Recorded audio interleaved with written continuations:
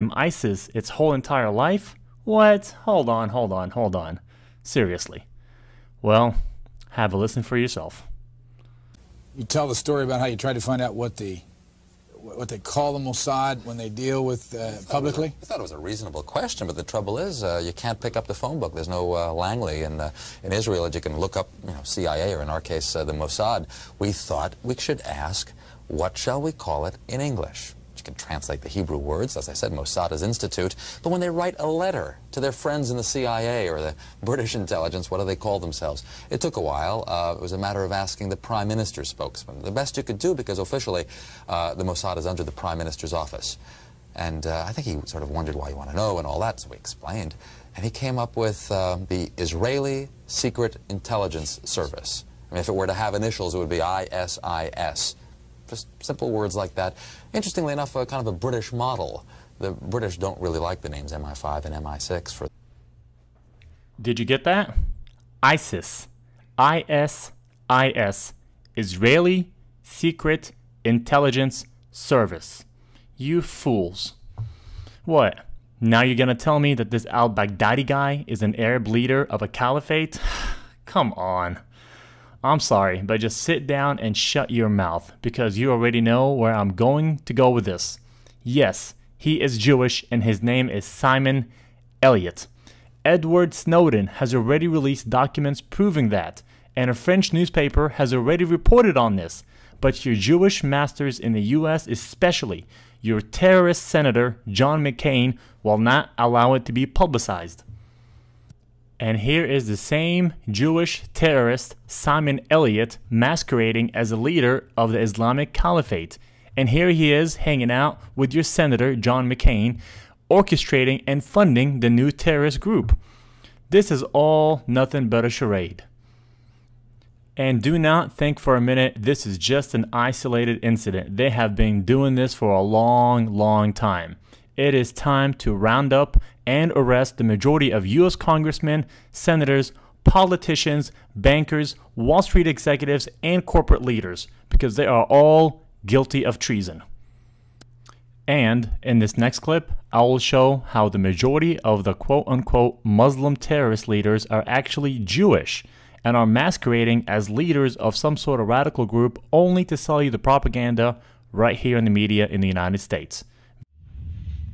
Adam Gadon, the so-called American Al-Qaeda who proclaimed himself the media maven, if you will, for Al-Qaeda, and was helping to produce a lot of these so-called Al-Qaeda videos that were all over the internet that made Al-Qaeda look really bad and made the Muslims look bad.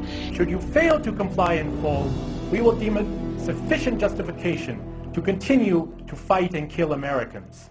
Come to find out, Adam Gadon's real name was Adam Perlman. And not only was he, in fact, Jewish, he was the grandson of a member of the board of the Anti-Defamation League.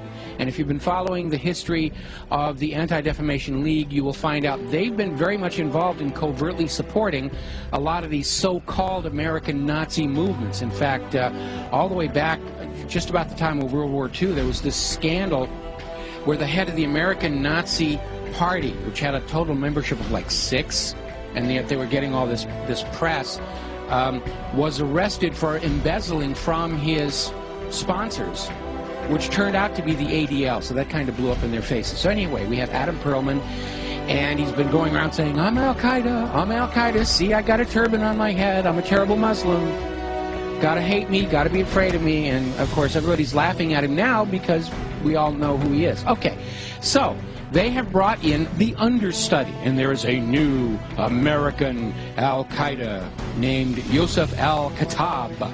Ooh, big scary name, and they've got a picture of him out there where he's holding all these guns and knives, and he's dressed up like a wannabe Rambo, and he's scowling at the camera, and he supposedly has this website with things in it, like pictures of the Statue of Liberty with an axe buried in the back of the head.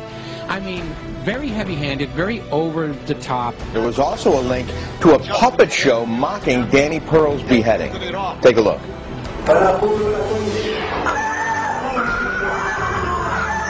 Oh, that's awful. You know, just looking more like a movie prop than anything else here. So as it turns out, this is another fake. His real name is Joseph Cohen. He's a 39-year-old New York City taxi driver, as you mentioned.